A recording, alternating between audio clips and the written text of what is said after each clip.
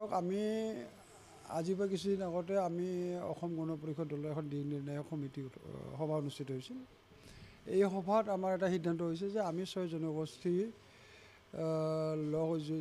যিটো ডিমাণ্ড, যিটো জনজাতিকৰণৰ দাবী, এই দাবীৰ প্ৰতি আমাৰ পূৰ্ণ সমৰ্থন আছে আৰু পূৰ্ণ সমৰ্থন আমি থকা বুলি সিদ্ধান্ত গ্ৰহণ কৰাৰ পিছত এই 6 জনগোষ্ঠীয় সম্প্ৰদায়ৰ যিসকল নেতৃত্ব আছে, নেতৃত্বক আমি লগ কৰিবৰ কাৰণে আমাৰ সিদ্ধান্ত হৈছে।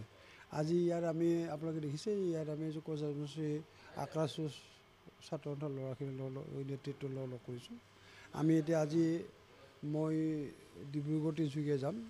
অহাকালি আমি ডিব্ৰুগড় তিনিচুকীয়াত মৰাণ, মটক, চুতীয়া, আহোম, টি গাৰ্ডেন এইকেইটা সম্প্ৰদায়ৰ লগত আমি চুতীয়া এইকেইটা সম্প্ৰদায়ৰ নেতৃত্বৰ লগত আমি আলোচনা কৰিম।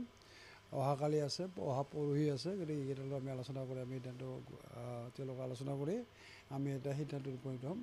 আৰু আমি ভাবোঁ যে এই যিটো তাৰমানে সপক্ষে বিপক্ষে যিটো বাতাবৰণ এই বিষয়ত সৃষ্টি হৈছে, এইটো মই ভাবোঁ যে এইটো আলোচনাৰ মাধ্যমেৰে ইয়াৰ সমস্যা সমাধানৰ সূত্ৰ ওলাব।